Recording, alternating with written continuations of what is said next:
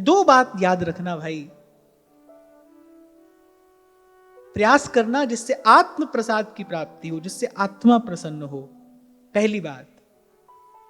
और आत्मा उसी विशेष वस्तु को, जो सत्य वस्तु है, जो सनातन वस्तु है, जो ना उपजे ना बीने से, उसी को पाकर प्रसन्न होगी। कोई भी युग हो, कोई भी समय हो, पर यह सिद्धांत अपेल।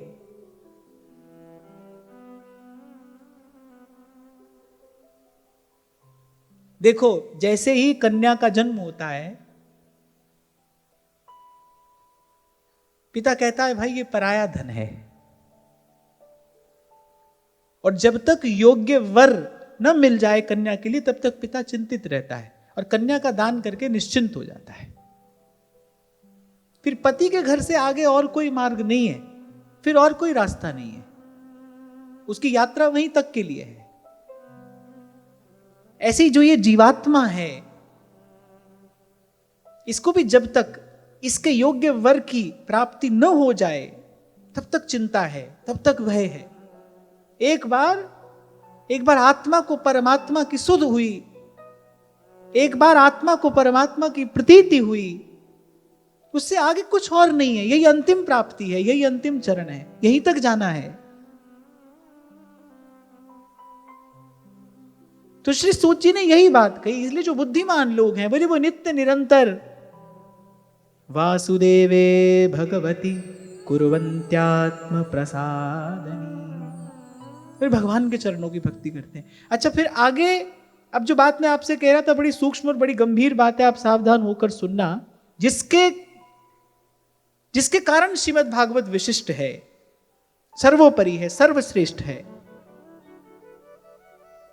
भगवान वेदव्यास ने स्वयं कहा है कि यदि श्रीमद् भागवत का आश्रय ले लिया, फिर किसी और शास्त्र पुराण से क्या प्रयोजन है, क्योंकि सत्य वस्तु का संकेत करती है। फिर सूत जी ने कहा, सत्वं रजस्तम इति प्रकृतेर्गुणास्तैर्युक्तः परः पुरुष एक इहास्य धत्ते स्थित्यादये हरिविरिञ्चि हरेति संज्ञा श्रेयांसि तत्र खलु सत्त्वतनोर्नृणां स्युः। भाई क्यों बार बार बल दे रहे हैं भगवान की भक्ति के लिए? तो कहा कि वस्तु तो एक ही है, वही अनेक अनेक रूपों में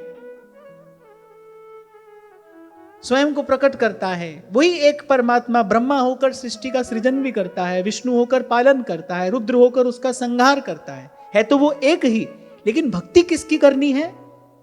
अरे भक्ति अनेक की नहीं करनी, भक्ति उस एक की करनी है। देखो, जहां अग्नि है वहां धुआं भी है, ऐसा होता है ना। कहते बिना आग के धुआं नहीं होता, जहां अग्नि है वहां धुआं है, पर धुएं से अग्नि श्रेष्ठ है। दोनों एक साथ हैं, एक संग हैं, पर धुएं से अग्नि श्रेष्ठ है। ऐसे सत्वगुण, रजोगुण और तमोगुण तीनों के मूल में भगवान ही हैं, लेकिन फिर भी तमोगुण से रजोगुण और रजोगुण से सत्वगुण श्रेष्ठ है।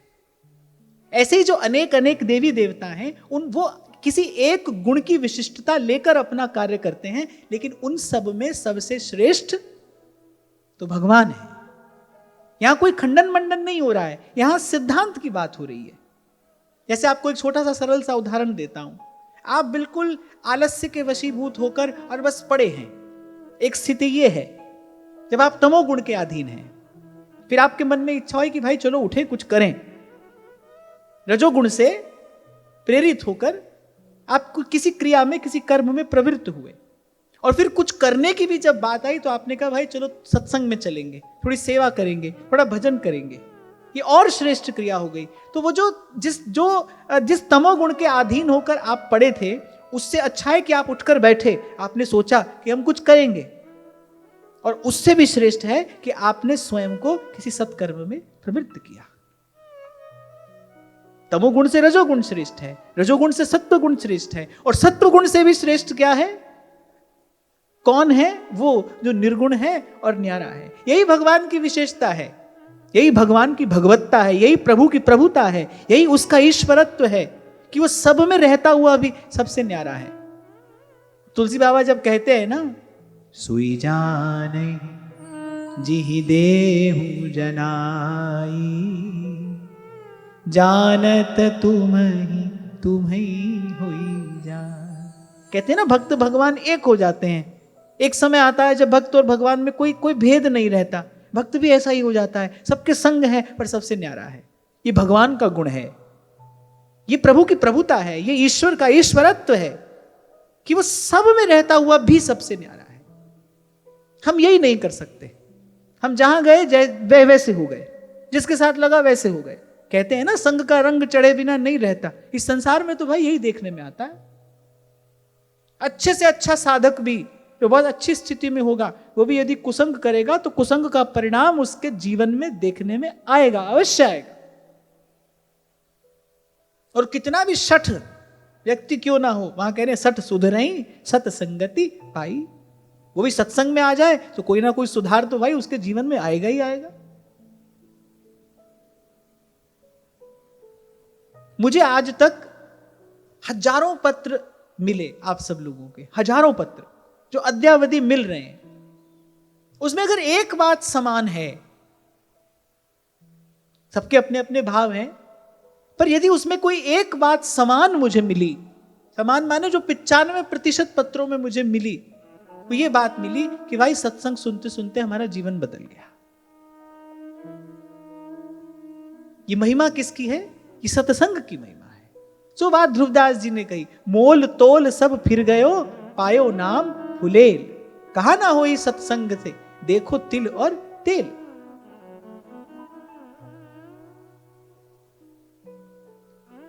पर प्रभु का गुण क्या है? सब में रहेंगे, सबसे न्यारे। सारे गुण भगवान में है। भगवान अनंत अनंत गुणों के निधान हैं, लेकिन उनकी स्तुति कोई कैसे कर रहा है? ओ पालन हारे निर्गुण और न्यारे, तुम्हारे बिन हमरा कौन नारी। निर्गुण भी है और न्यारा भी है। अब देखो भाई, समाज में कोई व्यक्ति सबसे न्यारा रहता हो तो उसके प्रति आदर तो हो सकता है, उसमें कोई विशेष गुण हो तो उसके प्रति आदर तो हो सकता है, लेकिन प्रेम प्यार का भाव नहीं होगा उसके प्रति। भाई वो रहता ही सबसे न्यारा है। और यहां ये निर्गुण भी हैं और सकल गुणों के निधान भी हैं, सबसे न्यारे भी हैं और सबके प्रेमास्पद भी हैं। सबसे न्यारे और सबके प्रेमास्पद, ये भगवान का गुण है। इसे कोई और नहीं अपने जीवन में ला सकता, अपने व्यवहार में ला सकता, भगवान के अतिरिक्त। ब्रह्मा जी भी रजोगुण के अधीन होकर ही सृष्टि की रचना करते हैं, विष्णु सत्व गुण से ही पालन करते हैं, रुद्र भी तमोगुण को धारण करके ही सृष्टि का संहार करते हैं, उस समय उस गुण के अधीन हो जाते हैं। और भगवान सब कार्य करते हुए सबसे न्यारे रहते हैं, सबसे निर्लिप्त। और ये गुण भगवान के भक्त में आ जाता है जब भक्त और भगवान एक हो जाते हैं। फिर भक्त भी ऐसा है, फिर संत भी ऐसा, सब में है पर सबसे न्यारा है। अभी जयपुर में किसी ने पूछा, बोले सत्संग का प्रसाद क्या है? मैंने जो सबके संग रख कर आपको असंग रहना सिखा दे। आप सबके संग रहो पर आप असंग रहो, अछूते रहो, निर्लिप्त रहो, ये सत्संग का प्रसाद है। तो यहां इस अध्याय में आगे श्री सूत जी ने यह बात स्पष्ट की कि यद्यपि सभी भगवान के रूप हैं, प्राय करके आप मैं यही सुनते आए ना, आज तक सही सुनते भी आए और बहुत काल तक यही करते भी आए, अनेक अनेक देवी देवताओं की उपासना की, यही सोचकर, क्योंकि यही सुना था भाई सब भगवान का रूप है, सब भगवान का रूप है। भाई सब भगवान का रूप है तो अकेले उसी एक भगवान की आराधना क्यों नहीं करते? जिसको व्यास जी ने कहा, राधा वल्लभ मूल है और फूल दल डार, व्यास इन्हीं ते होत हैं अंश कला अवतार। सब टीवी चैनलों में यही तो दिखाया गया कि कृष्ण जो है वो विष्णु का अवतार है। जितने भी टीवी सीरियल बने, जितने भी ये सब नाटक आदि हैं, वो यही तो दिखाया गया कि कृष्ण जो है वो विष्णु का अवतार है। यहां श्रीमद् भागवत से सुनिए, कृष्णस्तु भगवान स्वयं। कृष्ण अवतार नहीं, कृष्ण अवतारी है। विष्णु कृष्ण का अंश है, कृष्ण अंशी है, विष्णु अंश है।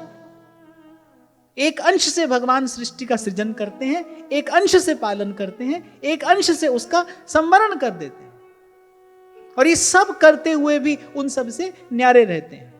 न्यारे रहकर करते क्या है? फिर न्यारे रहकर अपने उन भक्तों के संग लीला करते हैं और सतत निरंतर लीला करते हैं, नित्य विहार करते हैं, जो प्रभु के इस स्वरूप को जान गए हैं गुरु की कृपा से, जिन्होंने प्रभु के इस निर्गुण और न्यारे स्वरूप को जान लिया है, पा लिया है। जानत तुम्हीं तुम्हीं हुई जाई।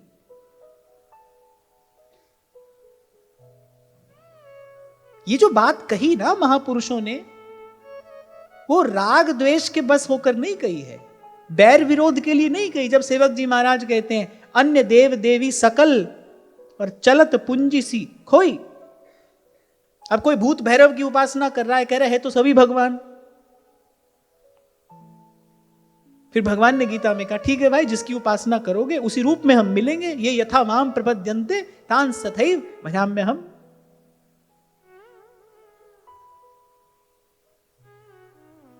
भजनीय तो भाई भगवान है और भगवान के जन है, हरि और हरि के दास। और जब मैं कहूं भगवान तो समझ लेना एतेश्चांस कला पुंसः कृष्णस्तु भगवान स्वयं। और ये बात मैं नहीं कह रहा हूं, ये मेरा विचार नहीं है, ये किसी और का, किसी व्यक्ति का विचार नहीं है, ये श्रीमद् भागवत का सिद्धांत है। सूत जी ने आगे यही बात कही, मुमुक्षवो घोर रूपान हित्वा भूतपतिनथ नारायण कलाह शांता भजन्ति यनसूयवः। यानी कोई राग द्वेष के अधीन होकर ये सब नहीं कहा गया है, ये तो सत्य सिद्धांत है। कह रहे जो मुमुक्षु हैं, जो इस संसार चक्र से मुक्त होना चाहते हैं, कह रहे वो निंदा किसी की नहीं करते, खंडन किसी का नहीं करते, क्योंकि खंडन करेंगे तो किसका? वस्तु जब एक ही है, जब व्यास जी ने कहा राधा वल्लभ मूल हैं और फूल दल डार, अब भाई कोई फूल और पत्ते की निंदा कर रहा है तो वो मूल की ही तो निंदा कर रहा है, पूरी निंदा किसी की नहीं करते। लेकिन सार सिद्धांत को जानकर नित्य निरंतर एक आत्म होकर, एक मन होकर, एक रस होकर उसी एक प्रभु का भजन करते हैं, जो विशेष है। और विशेष का लक्षण जो ना उपजय ना बीनस है। और उस विशेषता का दर्शन कहां हो रहा है? चंद्र मिटै दिन कर मिटै मिटै त्रिगुण विस्तार दृढ़ व्रत श्री हरिवंश को दृढ़ व्रत श्री हरिवंश को मिटे न नित्य विहार। क्या है ना, जनमानस बड़ा उलझा है। जो अनेक अनेक प्रकार के देवी देवताओं की उपासना में लगे, उनको भी लगता है कि भाई हम भी भगवान की भक्ति कर रहे हैं, पर यहां बड़ा स्पष्ट सिद्धांत है, इसको जानने और पहचानने की आवश्यकता है। एक भगवान है, बाकी सब उनके अधीन हैं, बाकी सब जन्म और मरण के अधीन हैं। इस सृष्टि को बनाने वाले, इस सृष्टि को रचने वाले ब्रह्मा भी अपनी अवधि पूरी होने के बाद अब कहां जाते हैं तो पता नहीं, भगवान के चरणों में भी जा सकते हैं, फिर संसार में भी आ सकते हैं, किसी अन्य लोक में भी उनकी गति हो सकती है, ये कहा नहीं जा सकता। हर एक स्थान ऐसा है जहां न कबहू लगत है महाप्रलय की पौन। जो सबसे न्यारा है, जो विशेष है, उसका भजन करना है। यहां कहा मुमुक्षु, जो मुमुक्षु है, जो संसार चक्र से मुक्ति चाहते हैं, उनको नारायण कला शांता, उनको तो श्री हरि के ही चरणों का भजन करना चाहिए। और सीधे सरल शब्दों में कह दूं भाई, ये जितने भी देवी देवता हैं, ये आपको संसार की 2-4 वस्तु अधिक दे सकते हैं, पर संसार से मुक्त नहीं करा सकते हैं। आवागमन से मुक्त नहीं करा सकते, जन्म और मृत्यु के चक्र से कोई नहीं छुड़ा सकता है भगवान के अतिरिक्त, श्री हरि के अतिरिक्त। इसलिए अभी जब हम जयपुर में चर्चा कर रहे थे तो जब नाम जप की बात आई तो मैंने कहा ऐसे किसी का भी नाम जप नहीं, हरि का नाम, हरि को नाम सदा सुखदाई।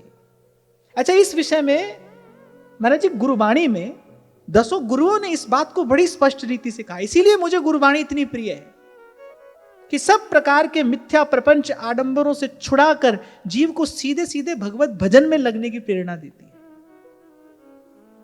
श्री गुरु गोविंद सिंह जी महाराज की एक रचना है चौपाई साहब, उसमें एक बात महाराज फरमाते हैं, कहते हैं कि महादेव को कहत सदाशिव निरंकार का चीनत नहीं भिव। ये 2 पंक्तियां बता देती हैं कि वो किस देश की बात कर रहे हैं। निर्गुण सगुण से न्यारा जो तत्व है, वो जो सत्य सनातन वस्तु है, उसकी ओर संकेत कर रहे हैं।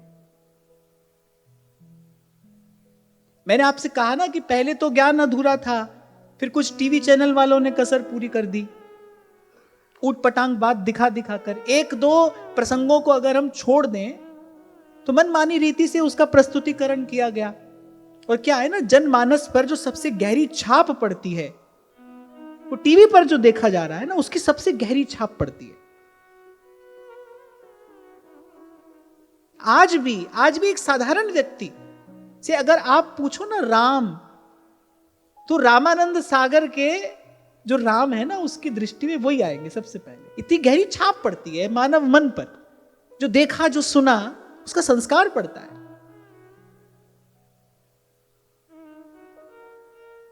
तो फिर यहां से गलत जानकारी मिली।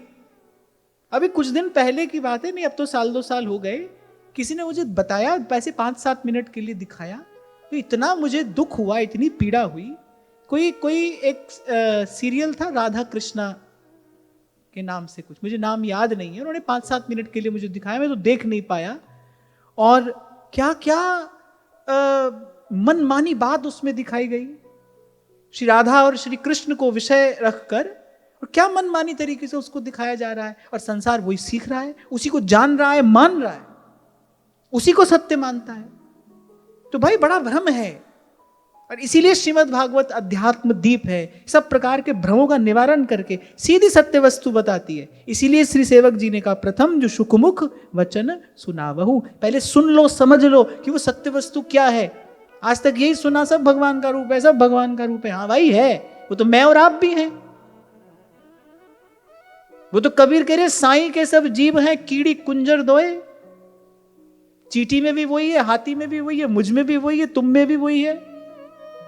तुलसी बाबा स्पष्ट करते, कह रहे भीर परी प्रहलाद पे तो प्रभु प्रगटे पाहन पे, न ही पे अंतर जामी ते बड़ बाहर जामी, नाम सुनाम लिए थे। हम तो भाई उन्हीं का भजन करेंगे जो अकारण करुणा वरुणालय हैं, जो भक्त वत्सल हैं,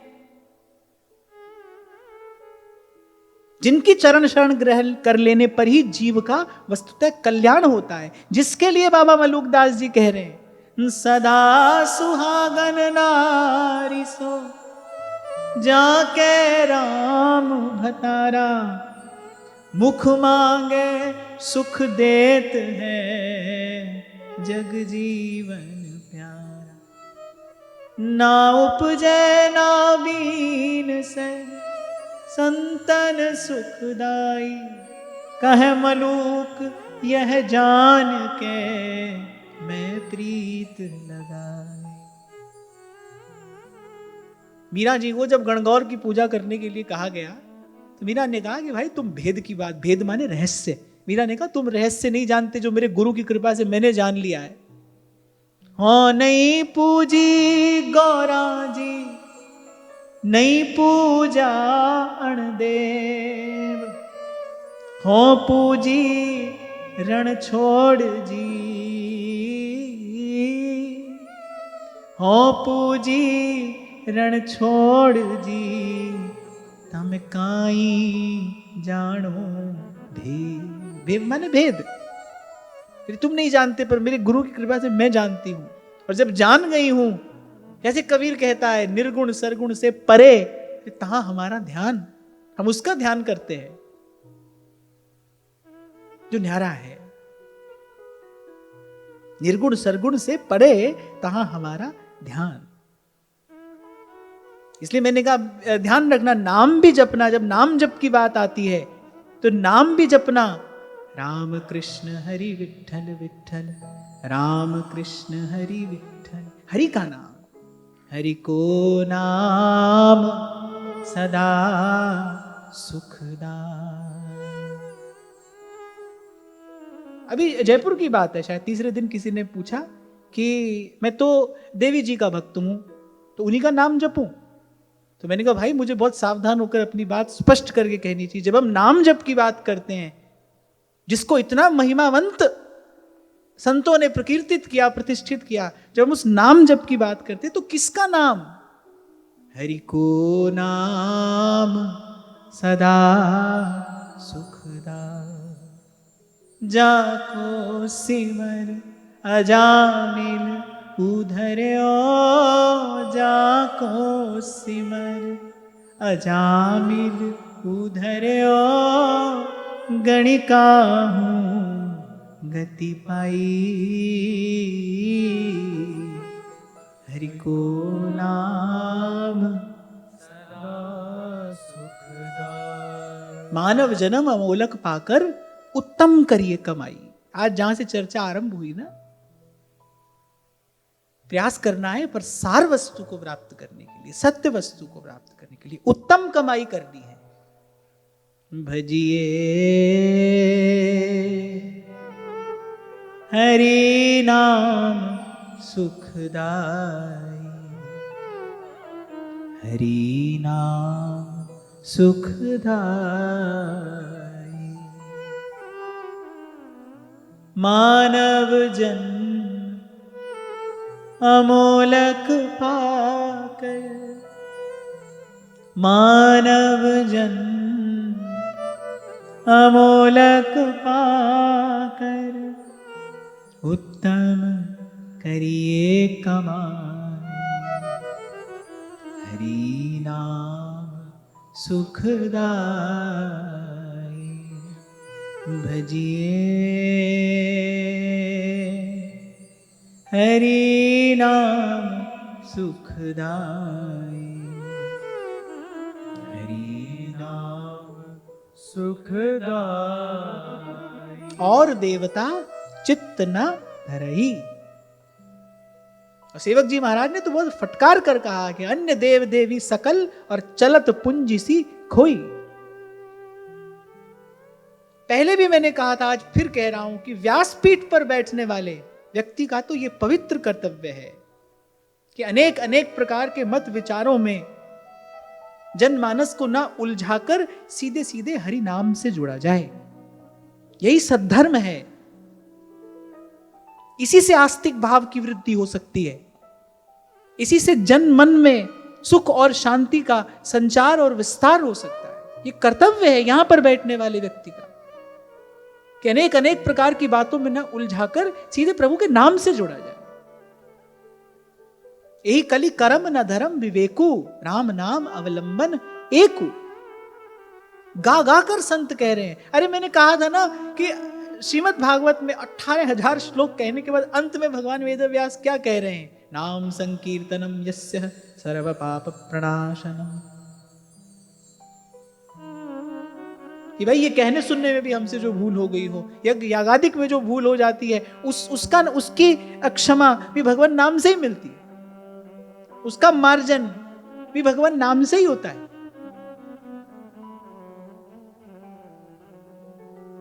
नमो नमः किसी भी प्रकार के शब्द को जोड़ने की इसमें आवश्यकता नहीं है। भगवान का नाम अकेला पर्याप्त है। अकेला प्रभु का नाम पर्याप्त है।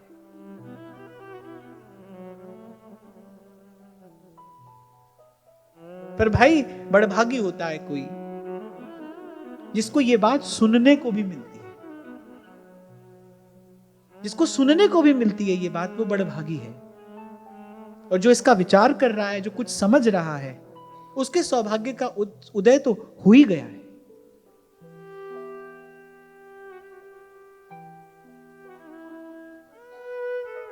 तो यहां श्री सूत जी ने शौनक आदि ऋषियों से कहा कि कोई प्रयोजन नहीं है अनेक अनेक प्रकार की उपासना पद्धतियों का।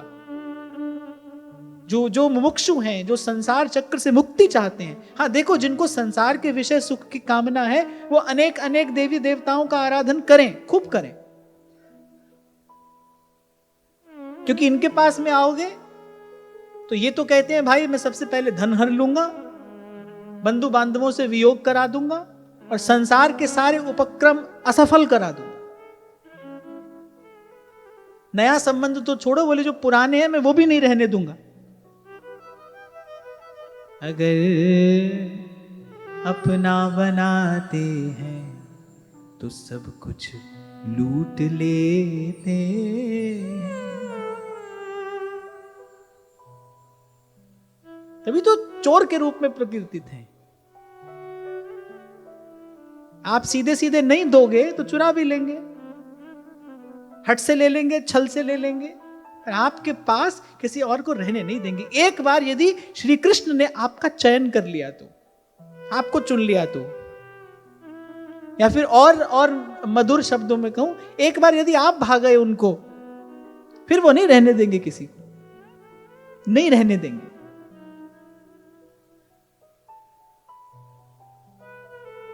तो जिसको संसार के विषय सुख की इच्छा हो वो आराधन करे, वो कर्मकांड का पालन करे, वो विधि निषेध का पालन करके और अनेक अनेक अनुष्ठान करे, उसको वहां से प्राप्ति होगी। लेकिन जो मुमुक्षु है, जो थक गया है, सूरदास जी की भांति, अब मैं नाचो थक्यो गोपाल,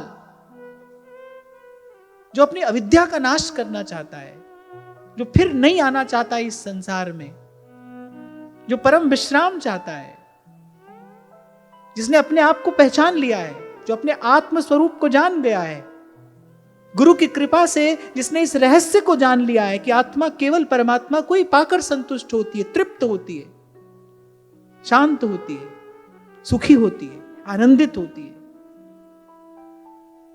उसको तो सब तज भजिए नंद कुमार, सब तज भजिए नंद कुमार। अच्छा, यहां तो सूत जी ने एक और छोटी सी बात बड़ी अच्छी कही। बोले आपका जैसा स्वभाव होगा वैसे ही देवी देवता की आप आराधना भी करोगे।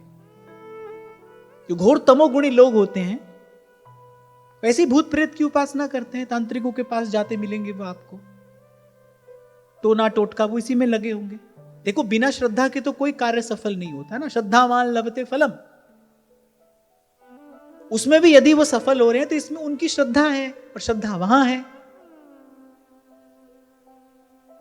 कोई रजोगुणी व्यक्ति होगा तो वह अनेक अनेक कामनाओं से त्रिदेवों की उपासना करता आपको मिलेगा। लेकिन नाम जपते जपते, संत का संग करते करते, संतों की चरण धूलि जिसके माथे पर पड़ गई है, जिसका हृदय विशुद्ध सत्वगुण में स्थित हो गया है, वो चलता है प्रभु की ओर। इसीलिए कहा अनेक जन्मार्जितम पुण्यम कृष्ण भक्ति प्रजायते। जन्म जन्म का सुकृत होता है।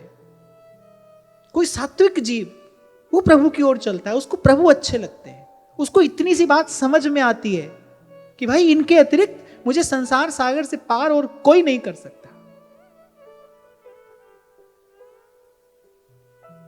ये बात समझ में आ गई अहिल्या को, तो उन्होंने कहा मुनि साप जो दीन्हा अति भल कीन्हा, परम अनुग्रह मैं माना, देखो भरी लोचन हरि भव मोचन, यही लाभ शंकर जाना।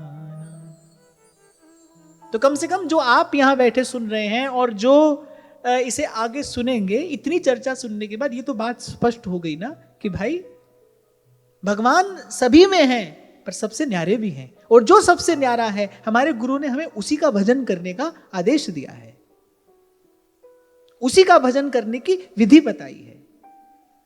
जैसे सेवक जी महाराज ने पहले हित का जस विलास कहा, फिर हित का रस विलास कहा। जस विलास क्यों कहा? बोले जान लो कि ये सब हित की ही सत्ता है, ये सब हित का ही विलास है। क्यों जान लो? ताकि किसी से वैर विरोध ना हो, किसी के प्रति द्वेष ना हो, किसी के प्रति अहित का भाव ना हो। क्यों? क्योंकि सब हित का ही जस है। फिर कहा हित का रस विलास। लेकिन भजन किसका करना है? ललितादिक श्यामा अरुषाम श्री हरिवंश प्रेम रस धाम। एक ज्ञेय स्वरूप है, ज्ञेय जो केवल जानने के लिए है, एक ध्येय स्वरूप है जिसका मन प्राण से ध्यान करना है, आराधन करना है। जान लीजिए कि भाई सब प्रभु का ही है, सचराचर रूप राशि भगवंत। पर भजन किसका करना है? जो हमारे गुरु ने हमको वो निर्गुण और न्यारा रूप दिया है। निकस कुंज ठाणे भय भुजा परस्पर अंश। श्री राधा वल्लभ मुख कमल, श्री राधा वल्लभ मुख कमल निरखी नयन हरिवंश। और फिर अंत में सूत जी ने कहा भाई सार की बात है। वासुदेव परा वेदा वासुदेव परा मखा वासुदेव परा योगा वासुदेव परा क्रिया वासुदेव परं ज्ञानं वासुदेव परं तपः वासुदेव परो धर्मो वासुदेव परागति। बोले वेदों का तात्पर्य श्री कृष्ण में ही है। वेद सब कुछ कहकर बस श्री कृष्ण का ही संकेत कर रहे हैं। वासुदेव परा वेदा वासुदेव परा मखाह। जितने भी यज्ञ हैं, जितनी भी ये उपासना पद्धतियां हैं, फिर उनका उद्देश्य श्री कृष्ण ही है। वासुदेव परा योगा वासुदेव परा क्रिया वासुदेव परं ज्ञानम। क्या ज्ञान? ज्ञान क्या है? यही ज्ञान है कि बात जान ली जाए कि श्री कृष्ण ही है, सब रूपों में वही व्याप्त हैं, घट घट में उसी का प्रकाश है, पर वो सबसे न्यारा भी है। वो सब में रहता हुआ भी किसी में लिप्त नहीं होता, सबसे न्यारा है, सबसे प्यारा है। यही ज्ञान है। वासुदेव परं ज्ञानम वासुदेव परं तपः। बोले जितने भी तप हैं वस्तुतः वो भगवान की प्रसन्नता के लिए ही किए जाते हैं। वासुदेव परो धर्मो। अंत में कह रहे हैं वासुदेव परागति। फिर जितनी सब गतियां हैं वो अंत में उन्हीं में जाकर समा जाती हैं। स्वयं भगवान श्री गीता जी में कह रहे हैं जो जहां जिसकी आराधना कर रहा है, बोले वो अप्रत्यक्ष रूप से आराधना तो मेरी ही कर रहा है, क्योंकि मेरे अतिरिक्त और कोई दूसरा है नहीं। पर अज्ञान के वश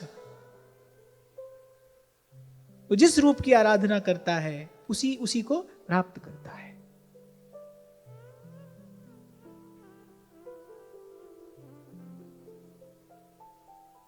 समय व्यर्थ ना चला जाए, इसलिए महापुरुषों ने पहले ही, अभी देखिए श्रीमद् भागवत का अभी आरंभ होने जा रहा है, अभी कथा का आरंभ होगा, उससे पहले ही किस प्रकार श्री सूत जी ने स्पष्ट करके कहा कि भाई सत्य वस्तु क्या है। किस लिए कहा? शौनक आदि ऋषियों के साथ कितने और ऋषि बैठे हैं, सबका मन एक और हो जाए। सूत जी ने सबसे पहले ये बात क्यों कही कि भाई अनेक अनेक ऋषि हैं, उनके अनेक अनेक प्रकार के भाव होंगे, मत होंगे, वो अनेक अनेक प्रकार से यज्ञ पुरुष भगवान की आराधना करते होंगे। किसी का लक्ष्य क्या होगा, किसी का लक्ष्य क्या। सूत जी ने विचारा कि भाई सब श्रोता एक मत हो जाएं, एक मन हो जाएं, एक भाव में रंग जाएं, तो मैं कथा कहने आरंभ करूं। अब आप यहां पर आकर बैठे हो, अब कोई व्यक्ति दाएं देखे, कोई बाएं देखे, कोई घड़ी देखे, कोई ऊपर देखे, तो भाई जो वक्ता है उसके लिए बड़ा विक्षेप है। आप सब एक मन एक भाव होकर यहां श्रवण करने बैठते हैं, तभी तो चर्चा संभव हो पाती है। एक भी व्यक्ति किसी भी प्रकार की हलचल करे तो विक्षेप होता है। तो सूत जी ने कहा भाई 88,000 ऋषि बैठे हैं, 88,000 श्रोता बैठे हैं यहां सूत जी के सामने, सबका एक मन हो जाए। इसीलिए पहले कहा कि भाई जान लो, कान खोलकर सुन लो, ये जो भी साधन आपने किया, कर रहे हो या आगे करोगे, वासुदेव परं ज्ञानम वासुदेव परं तपः वासुदेव परो धर्मो वासुदेव परागति। अभी आपसे मैंने कहा थोड़ी देर पहले कि जो मन है ना, जिसको मूल्यवान समझता है वो उसी का भजन करता है, उसी का चिंतन करता है, उसी के पीछे जाता है, उसी को प्राप्त करने की चेष्टा करता है। तो यहां सूत जी ने पहले बता दिया भाई सबसे मूल्यवान वस्तु क्या है, विशेष वस्तु कौन सी है, किसी के मन चित्त में किसी प्रकार का कोई भ्रम ना रहे। तो ये भगवान की महिमा का, भगवान के महिमा वर्णन का ये दीप जलाया सूत जी ने। पहले महात्म्य बताया है, महिमा बताई है, श्री कृष्ण की महिमा क्या है,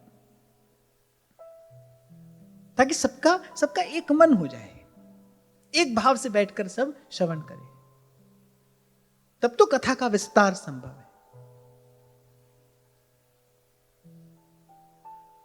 और फिर अंत में, इस अध्याय के अंत में श्री सूत जी कहते हैं कि भाई ये जितने भी रूप यहां दिखाई पड़ते हैं, ये जितने भी आकार हैं, जितने भी तत्व हैं, द्रव्य हैं, फिर इन सब के मूल में एक ही है। इन सब को उसी का स्वरूप जानकर सब सोहित निष्काम मति, ये जो महाप्रभु जी ने कहा ना निष्काम मति, मति निष्काम कैसे होगी? जब तक भेद रहेगा तब तक मति निष्काम नहीं हो सकती। जब तक बुद्धि में भेद है, भेद दृष्टि है, जब तक तब तक मति निष्काम नहीं हो सकती। और जब तक मति निष्काम नहीं हो तब तक वृंदावन में विश्राम नहीं मिल सकता।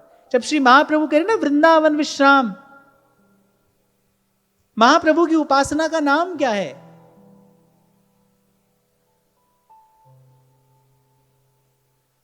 श्री महाप्रभु जी की उपासना है श्री वृंदावन रस रीति। महाप्रभु जी को पुकारा जाता है वृंदावन रस रीति प्रवर्तक। महाप्रभु जी की उपासना का नाम है वृंदावन रस रीति। तो यहां महाप्रभु जी ने कहा ना वृंदावन विश्राम, अर्थात उपासना में, अर्थात इस भाव में विश्राम किसको मिलेगा? सब सोहित निष्काम मति। ये जानने के लिए कि भाई सब प्रभु का ही है, पहले ये जानकर अपने मन को राग द्वेष से मुक्त कर लीजिए। कोई अपना नहीं, कोई पराया नहीं। कभी आपको मैंने कहा था ये मेरा है, ये तेरा है, ये अच्छा है, ये बुरा है, ये सब थोड़ी देर का सत्य है। और जो थोड़ी देर का सत्य है उसको सत्य नहीं कहना चाहिए। सब प्रभु का है, ये सत्य है। सब प्रभु का था, प्रभु का है, प्रभु का रहेगा, ये सत्य है। यदि सूरदास जी कह रहे कि वो गोपाल ही को हो, सब है भूमि गोपाल की, अनेक अनेक प्रकार से वही बता रहे भाई एक प्रभु का ही तो सब है। फिर काकू निंदु काकू बंधु दो पल्ले भारी। अब जब सब प्रभु का ही है, फिर कबीर कह रहे भाई साईं के सब जीव हैं, छोटा भी उसका है, बड़ा भी उसका, कीड़ी कुंजर दोए। इसीलिए तो संत कहते हैं तेरे फूलों से भी प्यार, तेरे कांटों से भी प्यार, सब प्रभु का ही है। तो ये जानकर पहले अपनी मति को निष्काम कर लें, फिर शुद्ध भजन आवे हिये। और उसके बाद फिर भजन किसका करना है? राधा वल्लभ लाल को हृदय ध्यान मुख नाम। ये बात ध्रुवदास जी ने भी कही, काम कामना वासना मन ते कर सब दूर। कभी सोचा है कैसे हो जाएगी काम कामना वासना मन से दूर? आंख से तो दिखती नहीं काम कामना वासना, आंख से तो मन भी नहीं दिखता, काम कामना वासना भी नहीं दिखती। दिखता तो चलो मान लेते, झाड़ू उठाकर आप साफ कर ही देते, तो दिखाई तो पड़ता नहीं। काम कामना वासना मन से दूर कैसे होगी? जब तक भेद बुद्धि है तब तक काम कामना वासना की निवृत्ति नहीं हो सकती। जब इस बात का अभ्यास हो जाए भाई ये सब प्रभु का ही है, एक ही दृष्टि से देखा जाए, समता सब संसार, तब मन स्वस्थ होता है। और जब मन स्वस्थ होता है, राधा वल्लभ लाल भज रसिकन जीवन। तो आज के चिंतन से एक बात स्पष्ट हो गई कि भाई हम विशेष हैं, विशेष वस्तु को प्राप्त करने के लिए यहाँ भारत भूमि पर हमें मनुष्य का जन्म मिला है। और वो विशेष वस्तु क्या है? ना उपजय ना बीनसै। और जब ना उपजय ना बीनसै, जब इस कसौटी पर आप कसेंगे किसी को, कौन मिलेगा? हित तो कीजय कमल नयन सो, कमल नयन। भजवे को दोई सुघर, कै हरि दास। और उसमें भी हमारे लिए तो हमारे आचार्य की आज्ञा है, गुरु आज्ञा है ये आपके मेरे लिए। सेवक जी महाराज ने स्पष्ट किया, हित हरिवंश जू कही, श्याम श्यामा पद कमल संगी सिर नायो। रे मन रसिकन संग बिन, रंजना उपजय प्रेम। क्या रस को साधन यह, और करो जिनने। और ये बात हमको सतत निरंतर प्रभु से कहनी है, अपनी भावना में, अपनी प्रार्थना में। जन के चरण बसे मेरे ही, संग पुनीता देहि। जन के चरण बसे मेरे ही, जन के चरण बसे मेरे ही, संग पुनीता देहि। संग पुनीता देहि। जन की धूर देहु कृपा, जन की धूर देहु कृपा।